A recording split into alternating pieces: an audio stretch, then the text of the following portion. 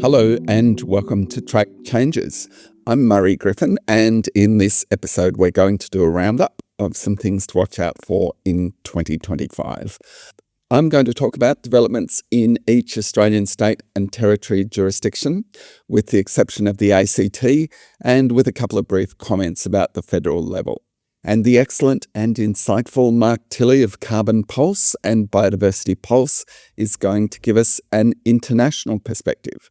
Okay, before I dive into what's happening in each jurisdiction, I want to comment on three emerging tensions. And by tensions, I mean issues where we're seeing divergence among states. One key emerging tension is on assessment and approval processes for large-scale renewables. In several states, in particular New South Wales, Victoria, Tasmania and Western Australia, we're seeing a streamlining of assessment processes for large-scale renewable assessments. In New South Wales, we've got a renewables planning framework that's new. In Victoria, large-scale renewable projects, or at least large-scale solar farms, can now be managed through its development facilitation program. Tasmania has a new streamlined renewable energy approvals pathway, or REAP for short, and Western Australia has a green energy approvals initiative. I think you can sum up these processes as attempts to introduce more speed and certainty for proponents, while still having a rigorous and fair assessment process. In contrast, the Queensland government is doing the opposite and is taking steps that will inevitably lengthen the assessment process for large-scale wind farms. And it will inject greater uncertainty into the assessment and approval process for these projects. It initially did this on an ad hoc basis using very rarely used ministerial powers, but late last week it formalised it through a regulatory amendment that gives opponents of wind farms new appeal rights. And the Queensland government has also promised similar changes targeting solar farms. It's also worth noting that the Victorian opposition is promising to take similar steps to Queensland if it wins the next Victorian state election by removing renewable energy projects from Victoria's streamlined development facilitation assessment process. And in that regard, it's also worth pointing out that the Victorian opposition doesn't seem fussed about leaving in mining and farming as potential beneficiaries of the streamlined development facilitation program. Okay, that's the first area of tension. Another tension where there is a divergent approach is on the issue of nature positive. Both sides of politics in New South Wales are embracing it, as demonstrated by the recent passage of biodiversity offset scheme reforms that contain almost a dozen references to nature positive. In addition, a draft biodiversity bill in South Australia has a goal of achieving an improvement in the state's biodiversity. On the other hand, Western Australia is strongly opposed to the concept and has spearheaded a campaign to undermine it. Meanwhile, Victoria is hovering somewhere in between. For example, it's currently consulting and proposed new guidance on the impacts of renewable energy facilities on Victoria's biodiversity. And the draft guidelines favour a no net loss approach to biodiversity impacts rather than a net positive approach. I think there's an important point to be made here. It's easy to look at what's happening in Western Australia and think, well, the battle against nature positive is just due to intransigence by the usual suspects, the big mining companies. To some extent, that's true. But the Victorian government's fence-sitting on the issue is almost certainly due to concerns about what nature-positive requirements might mean for large-scale renewable projects. And those concerns need to be talked through if regulators are to successfully embrace nature-positive, as we want them to do.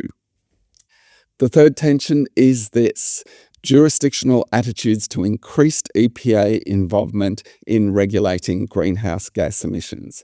On this issue, we're seeing 3 states at last bring their environmental regulators more into play, while 2 jurisdictions have taken steps to curtail their role. The three states that are taking the positive step of more strongly engaging their EPAs are New South Wales, Victoria and South Australia. And there's no doubt that the New South Wales EPA is the leader of the pack in this regard. New South Wales will be phasing in climate change assessment requirements for large emitters, and eventually all New South Wales EPA licensees will have to prepare climate change mitigation and adaptation plans. The New South Wales EPA has also done extensive survey work to help work out where EPA assistance and regulatory intervention could be useful. And it's established a new climate change advisory group. Meanwhile, Victoria this year will see the release of EPA Victoria's long-awaited Statement of Regulatory Intent on Climate Change, which will cover the period from 2025 to 2027. The statement will outline how the EPA will focus its efforts and regulate activities that either cause climate change or that will be particularly affected by climate change, and it will be very welcome when it arrives. Heading over to South Australia, and the state EPA is working on a climate change-focused environment protection policy. This South Australian government has also bolstered the climate change expertise of the EPA board. In contrast to New South Wales, Victoria and South Australia, both Western Australia and the Northern Territory have axed state greenhouse gas policies on large emitters and are leaving the regulation of these emitters entirely to the federal safeguard mechanism. I think there's an important point to be made about the positive developments in New South Wales, Victoria and South Australia. Many people argue for expanding the safeguard mechanism to those emitting 25,000 tonnes or more. But I reckon a more appropriate and fruitful avenue to reach these businesses is through the licensing systems of the state EPAs. That's because EPAs are very experienced in securing compliance and good performance through the provision of advice and grants, as well as through compliance action. And maybe it would even be possible to amend the safeguard scheme so emitters covered by state EPA greenhouse schemes could create and sell safeguard mechanism credits, which would provide a bit of extra carrot as a reward for good performance. As for WA and the Northern Territory, you can see the appeal of their approach because it gets rid of any possibility of duplication. But the problem is that the axed policies in both WA and the Northern Territory had required the preparation of greenhouse gas management plans, which allowed the public to see what actions these large emitters were going to take to cut emissions. The safeguard doesn't impose similar requirements, although the Climate Change Authority last year recommended that it should. And I think given the developments in WA and the Northern Territory, it's become even more important that the government act on that Climate Change Authority recommendation. Okay, we'll move on shortly, but before we go on, just a quick reminder. If you like this episode of Track Changes, please plug it via your networks. It really helps. Track Changes is a labour of love at this stage, and your support is important.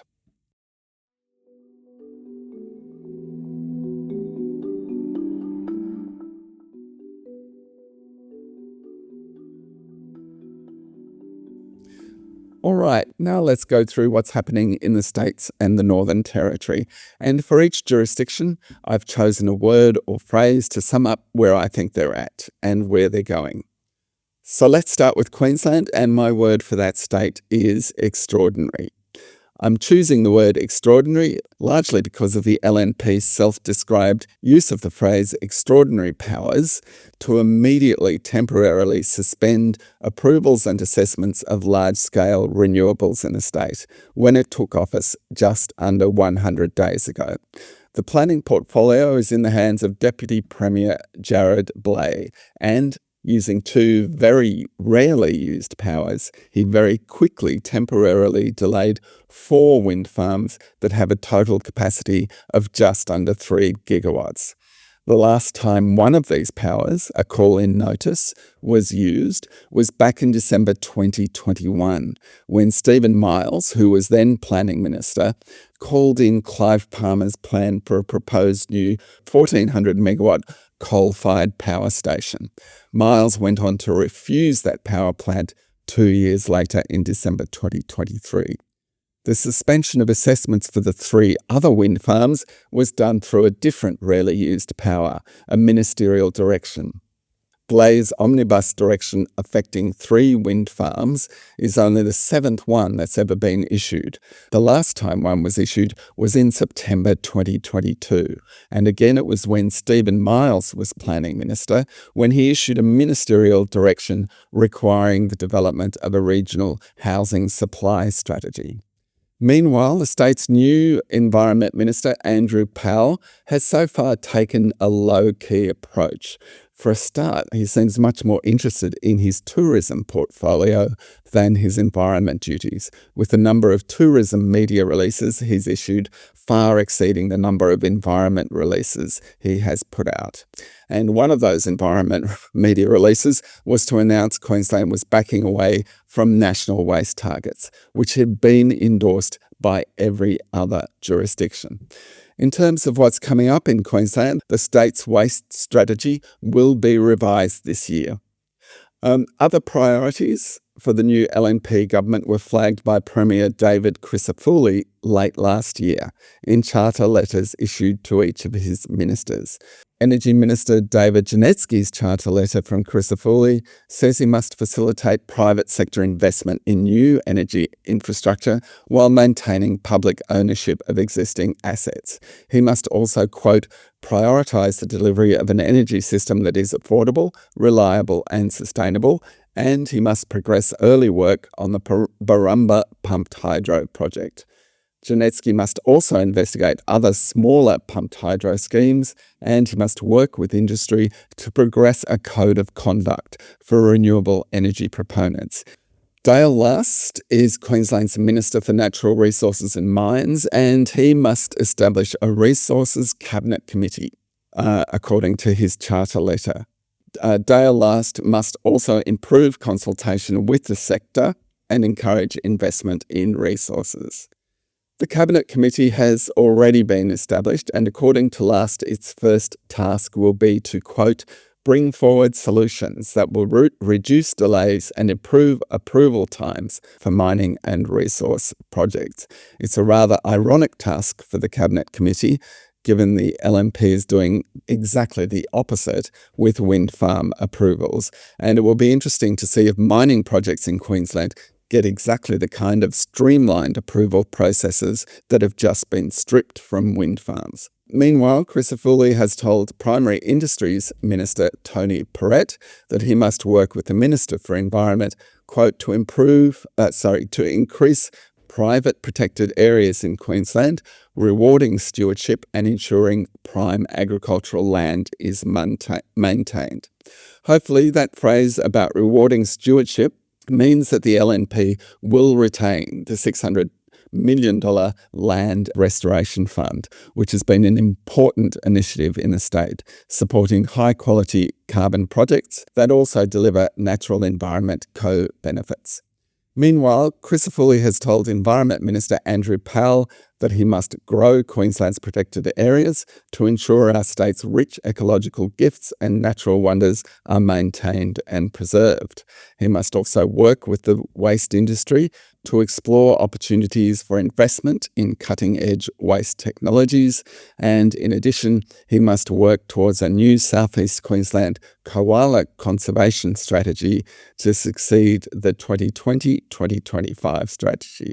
Andrew Powell must also protect the Great Barrier Reef through genuine environmental action. Powell must also work with Treasurer and Energy Minister Janetsky to progress Queensland towards net zero and reduce emissions in a sustainable and practical manner.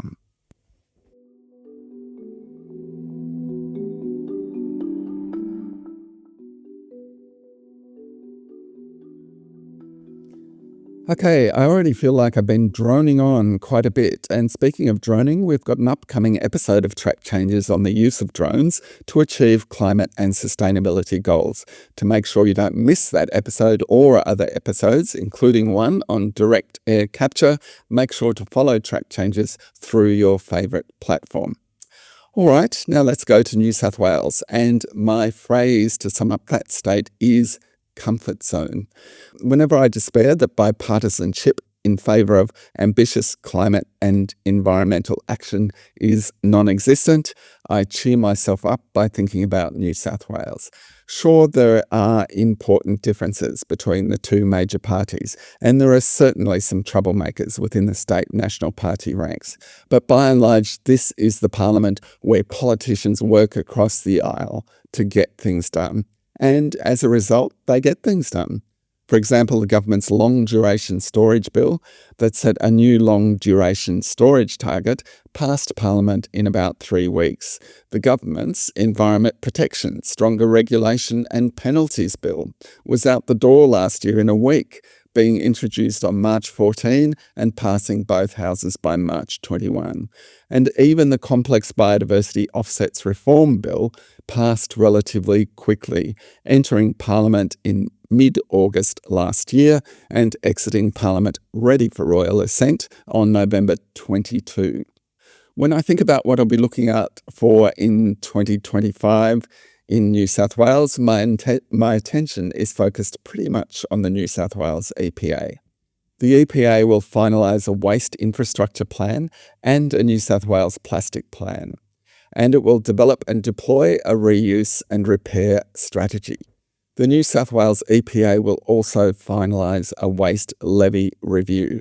Options under consideration as part of that review include gradually increasing waste levies above the inflation rate to reduce the amount of waste being sent to landfill.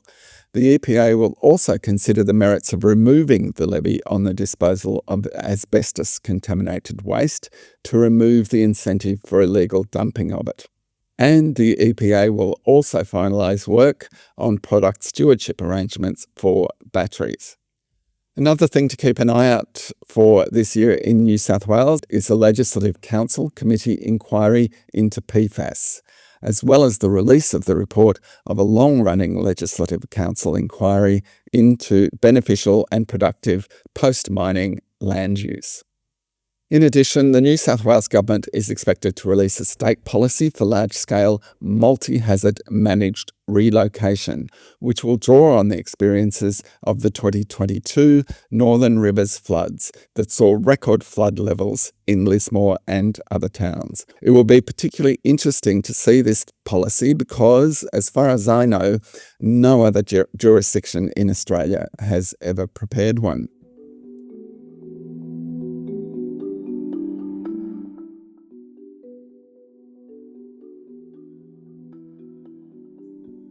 On to Victoria.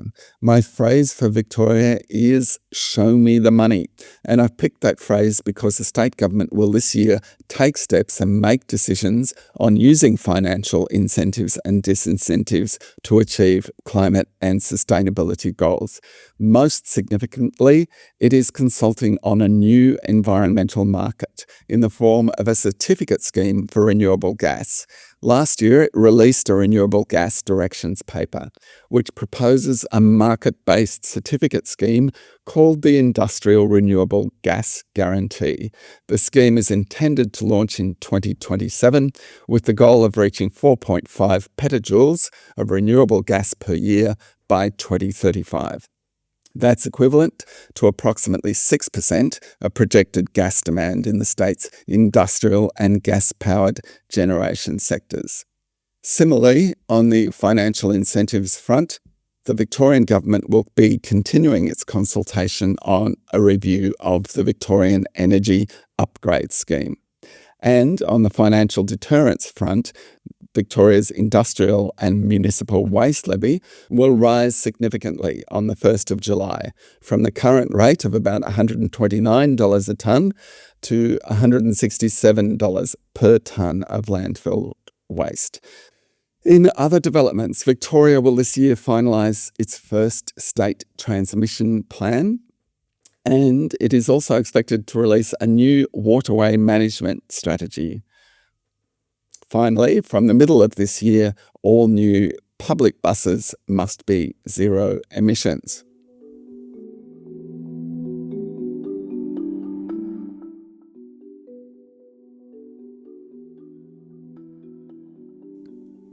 Onwards to Tasmania, and the phrase I've chosen for Tasmania is a bet each way. I've chosen that phrase because Tasmania's credentials on clean energy and hydrogen are impeccable. But on native forests, the state government is hostile to any move that might reduce logging. On the clean energy front, Tasmania is eager to establish a green hydrogen industry and is well positioned to do so. The state government has already kicked off a registration of interest process for a proposed Tasmanian green hydrogen hub at Bell Bay. And it also has a green hydrogen price reduction scheme, which is a subsidy scheme that aims to build demand for green hydrogen. On forests, it's another story. Almost half of Tasmania's landmass is forested, comprising about 91% native forests and 9% plantations. The state government's sensitivity to anything that might in any way encourage less logging of native forests was on full display last month, when the government issued a media statement slamming a proposed new method for earning carbon credits, which are known as ACCUs. The proposed method would allow organisations to voluntarily opt to earn ACCUs by slowing down or ceasing logging in native forest. You'd think that would be fairly innocuous, but the state's Resources Minister, former federal Senator Eric Abetz, described it as an attack on regional jobs, while the Liberals' federal environment spokesman, Jonathan Dunniam, who comes from Tasmania, accused the government of, quote, pandering to activists. Meanwhile, other changes to look out for in Tasmania this year include the release of a new climate change action plan for 2025 through to 2030. Under the state's Climate Change Act, these action plans must be prepared every 5 years. The overarching action plan will build on 6 sectoral emissions reduction and resilience plans, 5 of which were released in late 2024. So, in addition, the state's Climate Change Act itself will this year undergo an independent review, with the final report expected to be submitted to the Tasmanian government in July.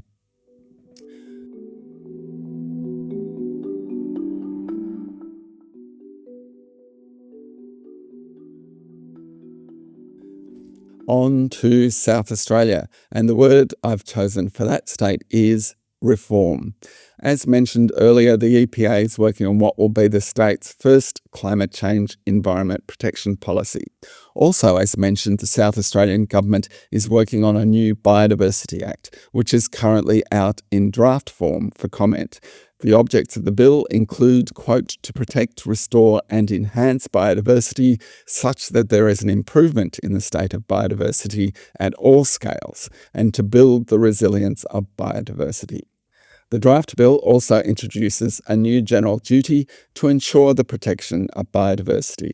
A breach of the general duty would not be an offence, but having it in there would allow the department to issue administrative or civil orders requiring that the harm caused be remedied.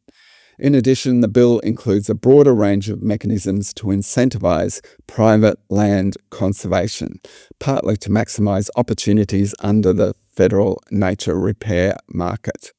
The bill also requires the development of a state biodiversity plan. Meanwhile, South Australia is also consulting on a proposed firm energy target scheme designed to ensure the state has sufficient long-duration firm capacity.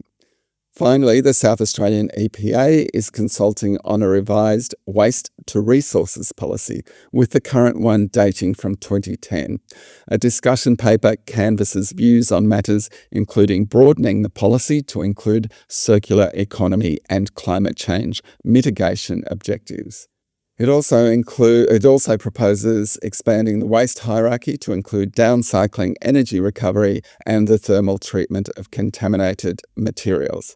In addition, it asks for views on making it mandatory for large supermarkets and food manufacturers to donate unsold edible food to charities, as well as views on mandating that commercial and industrial businesses separate food waste and other recyclables.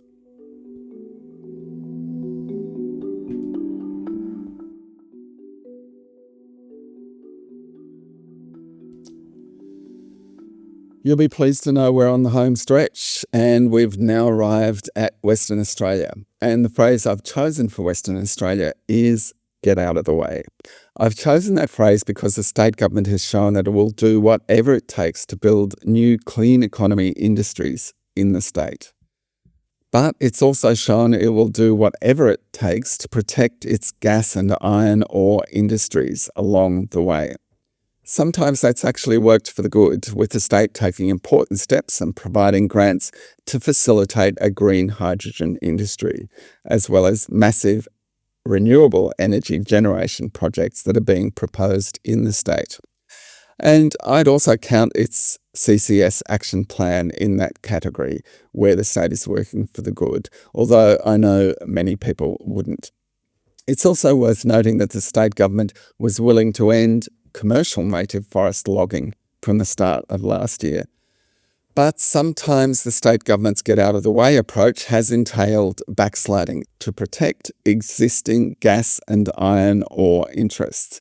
Most significantly, the state government on December 17 last year allowed its climate change bill to lapse. The bill, which was introduced in November 2023, would have mandated the setting of interim targets and net zero by 2050. And it lapsed in Parliament on the 17th of December last year. Western Australia has also sought to intervene in a destructive way to derail federal environmental reforms, most notably a bill to establish an independent federal EPA and the concept of nature positive. It's done so despite operating Australia's worst and most tokenistic biodiversity offset scheme, known as the Pilbara Environmental Offsets Fund. And if you want to see just how spectacularly bad that fund is, then I suggest you read the recent blog post I did on it. I've dropped a link to it into the show notes. On biodiversity, one thing to keep an eye out for is a WA Audit Office report into the conservation of threatened ecosystems in the state. The inquiry is currently underway, and the audit report, which should be a ripper of a read, is due out by the end of March.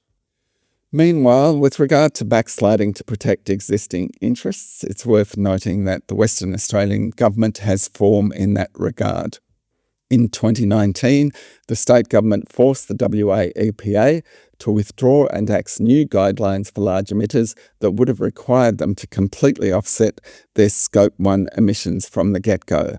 The government acted in response to campaigning led by Woodside and the Business Council of Australia. Finally, other things to look out for in Western Australia in 2025 include the passage of reforms to the Environmental Protection Act and the finalisation of a review of the state's waste strategy.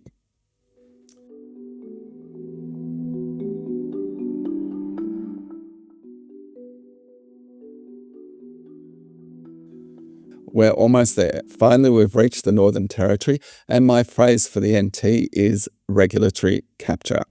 I'm using that phrase because of a breathtakingly bad provision that the Finocchiaro government is planning, which would allow it to issue special exemptions from standard statutory assessment and approval requirements, if the minister decided to do so. According to the government, a hypothetical case may be pipeline transportation of CO2, where a legislative reform process is underway, but which NT legislation does not currently authorise, unquote. As I mentioned earlier, I'm not inherently opposed to CCS, but to allow projects to be approved just by ministerial whim would be a shockingly bad move. The proposal is in draft NT legislation that would establish the Office of Territory Coordinator. And comments on that draft bill closed last month. As the NT government points out, other states have similar offices. For example, Queensland has a Coordinator General. But somewhat disturbingly, the NT government has appointed a former INPEX senior executive as its interim coordinator.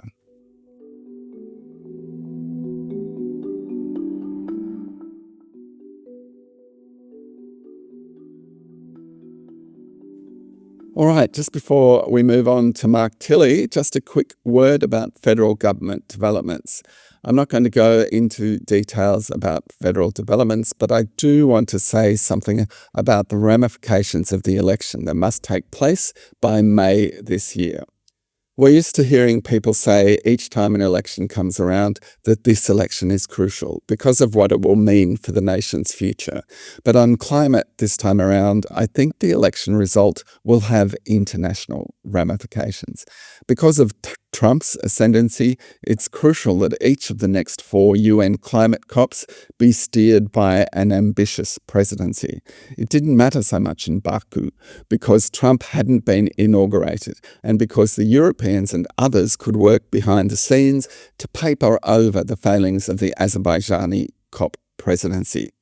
And we're safe this year because Brazil will be a very ambitious presidency. And if Australia and the Pacific have the COP31 presidency, that will cement 2 years of strong, ambitious action at the international level. But if the coalition wins, either the COP will be hosted by Turkey or it will be co-hosted by an Australian government that has no interest in ambitious climate action. And that will have a significant detrimental effect on efforts to ensure a strong international response to climate change. So for that reason, my phrase for the federal level in 2025 is on tenterhooks. Okay, that wraps up the Australian perspective. Now it's time to go large. Next up is my chat with Mark Tilley, Asia Pacific editor of Carbon Pulse and Biodiversity Pulse, who is going to give his perspective on what to watch out for internationally in 2025.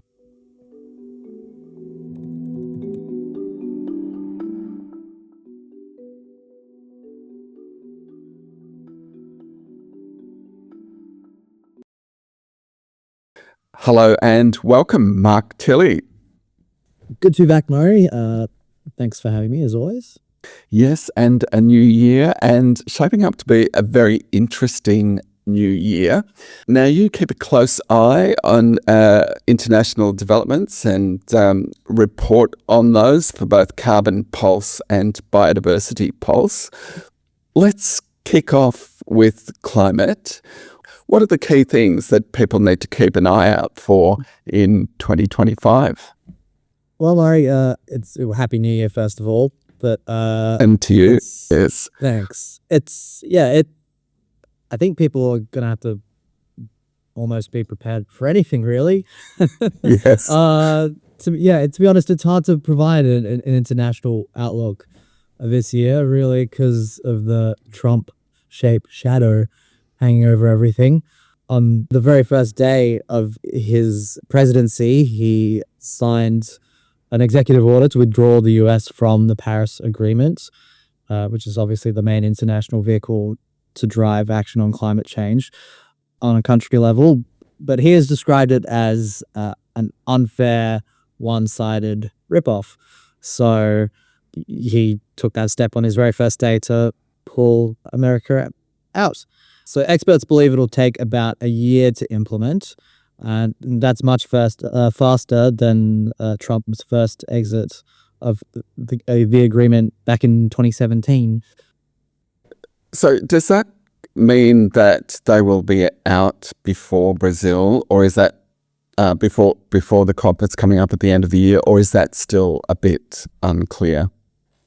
I think it is a bit unclear at this stage. I mean, even if they were to make an appearance in Brazil, I don't think there would really be much point in them going, to be honest, because there's going to be, anything that they not really going to have anything to say or announce. And if they did announce something, then they probably wouldn't be listened to or believed, because they've already taken this step to exit out of it. So Yes. Yeah. it doesn't seem very likely, even if part of that formal process leads up to believing that they will actually attend. But I mean, in terms of the impacts that it'll have, I mean, it's most likely going to, it's going to severely tarnish the US's reputation as advancing efforts to tackle climate change.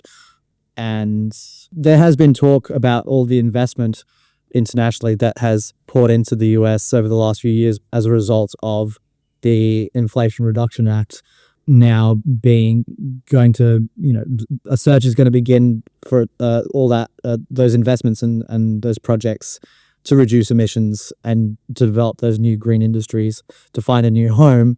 So what might be seen as a lose out for America could be a gain for other countries around the world. Yes. So despite all that, the international process led by the UN goes on unchanged. And so, yes, Brazil is set to host the next round of climate talks in Berlin in November. Last week, the government appointed a veteran climate diplomat, Andre Correa de Lago, as president of the COP30 UN summit. De Lago is a career diplomat and experienced climate negotiator, and his appointment has been well received by climate advocates. The main focus of this year's COP will be assessing the next round of countries' international emissions reductions targets, or nationally determined contributions, as it's known in UN jargon, or NDTs. Which countries are expected to submit to the UN by February, if not throughout the year, in the lead up to COP30. So Brazil, for its part, has pledged to cut emissions by 59 to 67% from 2005 levels by 2035, mainly by preserving forests. That there is concerns around its plans to continue to expand its fossil fuel sectors. Other countries have started to announce their next round of climate targets for 2035, with the UK seemingly to set the bar for ambition. They've announced an 81% reduction in emissions by 2035. In contrast to that, overnight, the New Zealand Conservative Coalition government announced they would cut emissions between 51 and 55% below 2005 levels by 2035. So that represents about a 1 to 4% increase in ambition compared to their current 2030 target. It's so embarrassingly bad, isn't it, that New Zealand target? I mean, what was their justification for it? I mean, how did they describe it? How did they try and put a positive shine on it? Well, they described it as it representing the most amount of ambition that they believe that they can achieve. I think the elephant or the cow in the room in this case is the agriculture sector in New Zealand. It has about the 50% of New Zealand's greenhouse gas emissions is represented by emissions from the agricultural sector, notably the beef, sheep, and dairy sectors, and so I think those sectors probably had some influence in a manner of speaking, in terms of how that target was formed. But at the same time as well, the government is also in New Zealand is looking to restart oil and gas exploration, ramp up the mining sector to drive growth and productivity, they say.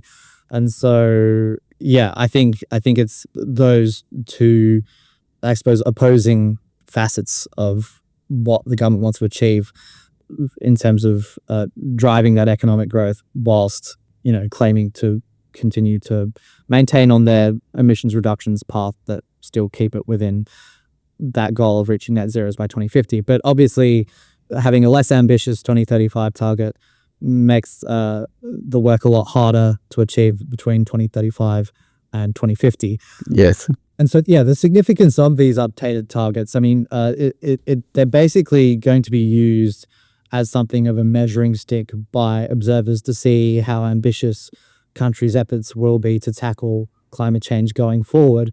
And this is the first time as part of this UN process that new national climate commitments have been submitted as part of this next round of NDCs under the Paris Agreement sort of thing. So that's why so much of the focus of assessing these and figuring out a way of how to achieve these is going to be the focus of this year in the lead up to COP30 and the COP30 talks themselves. Now, to go back to Trump's influence affecting everything, Australia's Climate Change Authority announced at the end of last year it will have to go back to the drawing board on its 2035 NDC advice because of the US election results and the foregone conclusion that the US is pulling out of Paris. Previous draft advice, which came out early last year, said a 65 to 75% cut in emissions below 2005 levels was ambitious but achievable. So, yeah, once again, it's just showing how difficult it is to sort of predict how how actions in the US are sort of rippling out across the globe. Yes, I must say, you can see, well, I can imagine the government breathed a sigh of relief when the Climate Change Authority said that, because it kind of takes that target off the table in terms of the forthcoming election campaign, doesn't it? Yes, to some extent. Yes, it's very convenient for them. You could say that yes, they no longer have to, that they no longer have to make a political argument for what might have been, a more ambitious emissions reductions target, because it would have likely have been, turned into this very toxic political fight over it during an election campaign, where the coalition in Australia obviously hasn't announced any interim emissions reduction targets outside of its overarching goal to reach net zero emissions by 2050. So yes, it is very convenient for Australia's government to not have to deal with that issue until the outcome of the next election. So, but yeah, these targets are going to be the focus of these talks in November. But there is also going to be a lot of talk around Indigenous voices at the talks, and given the Amazon's significance in the climate discussions. Yes. Other key areas that are likely to be discussed in the lead up to the talks will be transitioning away from fossil fuels, enhancing global adaptation efforts, and advancing climate finance. And so, as you recall, I'm sure last year at the talks in Azerbaijan, the world agreed to provide $300 billion in funding of public and private finance led by developed countries, and then a secondary goal of $1.3 trillion for the wider economy by 2035. For the US side, President Joe Biden had committed up to $11.4 billion towards international climate finance at the beginning of his term, but Trump's executive order snuffed out those funding commitments to international climate finance as well. That doesn't necessarily mean that US funding for international climate finance will be brought down to zero necessarily, given that Congress is the ultimate decider of when and how money is spent. Whether this Trump presidency lowers the ambition of climate efforts globally, I think it is a bit too early to tell, but at the same time, there was definitely, you could definitely feel that influence of lower ambition, I guess, in the UN talks in Azerbaijan last year in terms of this climate finance goal. So perhaps that question has already been answered in a way. Yeah. in recent weeks we've seen major U.S. banks pull out of international net zero alliances. They've cited ongoing political pressure from Republican lawmakers. Although some have said that these alliances were mostly some window dressing, you could say, to begin with. But at the same time, others have also said that the announcement that they were quitting these alliances was more of a message saying to Republicans in the US, or conservative lawmakers, that they were listening to their concerns, but it might not actually change their efforts to achieve their overarching goals of reducing emissions and reaching net zero. So it's a bit of a mixed bag, I suppose. Now, in the lead up to Brazil, Yeah. for the main talks, there's something called the intersessionals, which are held in Bonn in Germany, which is the UN climate change headquarters. And this is mostly a fairly technical session of talks where country diplomats and negotiators basically get the ball rolling on talks to ensure that they can be successfully resolved and gabbled through at the COP talks themselves in November. So what's interesting, at least from Australia's point of view, at these rounded talks, is that it's expected to be decided on who will host COP31 in 2026. So we see Australia and Turkey are both vying to host those talks. There was supposed to be an outcome on this in November in Azerbaijan last year, but it didn't get resolved. And so, yes, they came to a decision that hopefully it will be decided at the next session, which is the intersessional in Bonn. So that'll be interesting. And then as part of that, if Australia does indeed successfully win its bid to host COP31, I think that focus on Indigenous voices and Indigenous leadership, as I said, would be the focus of Brazil. There will be some through line with that in Australia as well. There were some interesting conversations going on at some of the sessions last year in Azerbaijan from Australian group Get Up, who was asking us questions of whether Indigenous voices at an Australian COP would be part of the decision-making process and part of the, helping to drive some of those changes and making sure that their voices were represented and heard, and that the government was allowing that to happen, or whether it was going to be them used as a sort of a cultural, performative, sort of slightly more sort of tokenistic view. And so I'm sure, that will be something to keep an eye on in the event that Australia does end up hosting these talks. So that's that to the climate side of things. On the biodiversity side, to keep it, in that sort of those UN talks, Talkfest focused. Yes. Armenia is set to host the next round of international UN talks on biodiversity, which will be held around the same time as the ones in Brazil. So the talks last year in Colombia, they went 16 hours into overtime. And that's pretty normal for a climate COP, but that was the first time it happened for a biodiversity COP. But they were forced to be called off given that delegates had to leave to catch flights, to the point that there was not enough representatives left to make decisions. So it kind of, I don't think it would, but it wasn't necessarily seen overall as a failure, because they made some progress around setting up what is described as a digital sequence information fund. So this fund is designed for sectors like pharmaceuticals and cosmetics and animal and plant breeding to pay into in order to pay back a fair share of their profits that they make from genetic resources. At the time, obviously, I think the technicalities of that fund still need to be worked out, and that the language of making contributions, I think, was pretty weak. They were saying that countries, these sectors, should pay into the fund, and obviously should is a lot less directorial than other phrases that the texts could have used.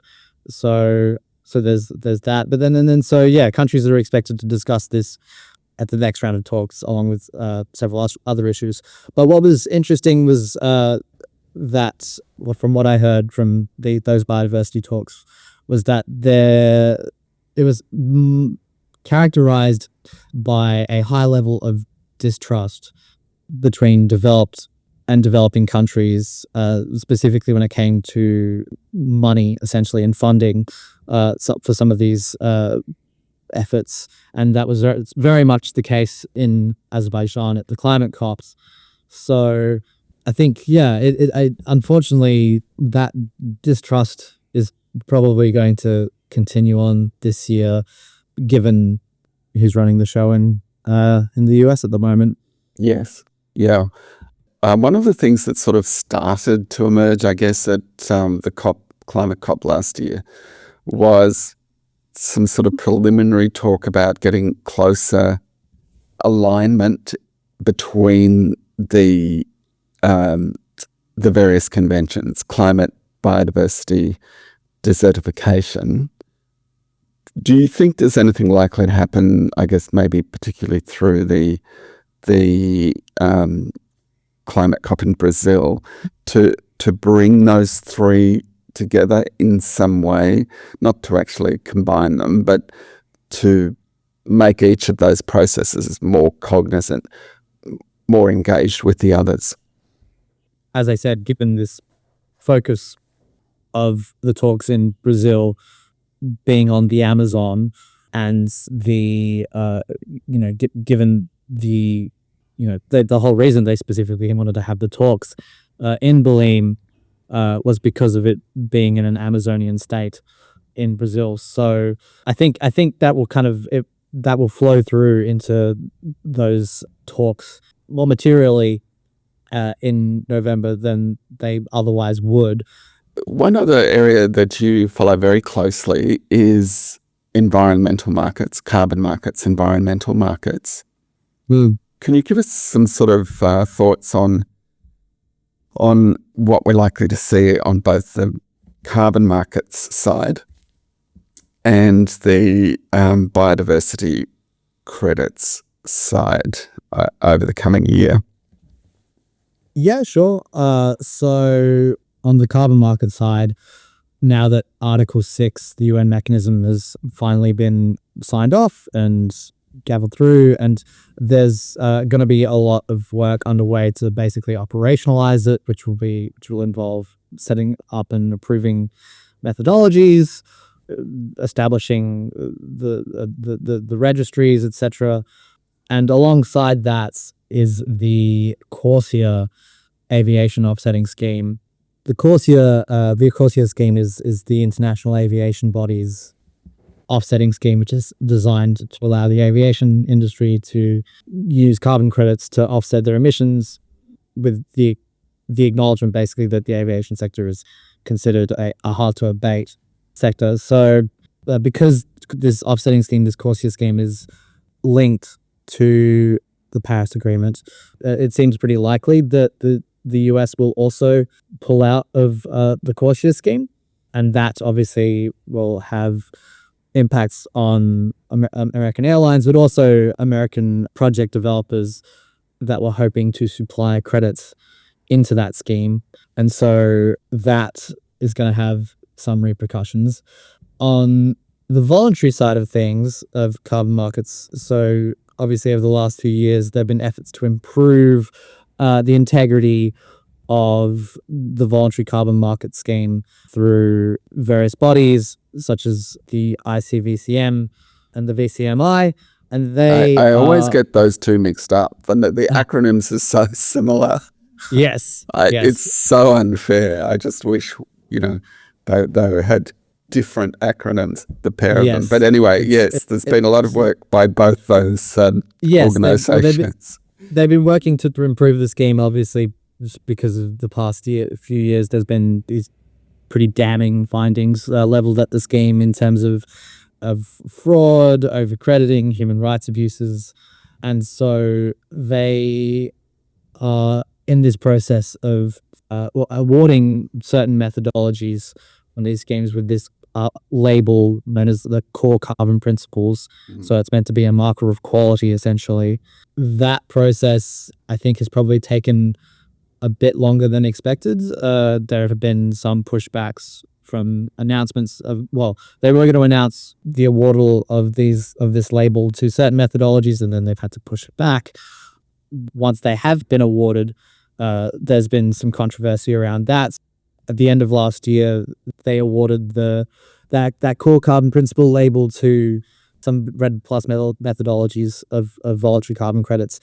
But then members on that of that panel who decided that then quit in protest of that award. Also, it's like anything with the voluntary carbon market. It's a seemingly a messy process, but at the same time, there does appear to be this sentiment that the demand will start to return to the market this year, and there could be an expected uplift of prices driven by both the voluntary scheme and the Corsia aviation scheme. Yeah, okay. And biodiversity markets, the new kid on the block?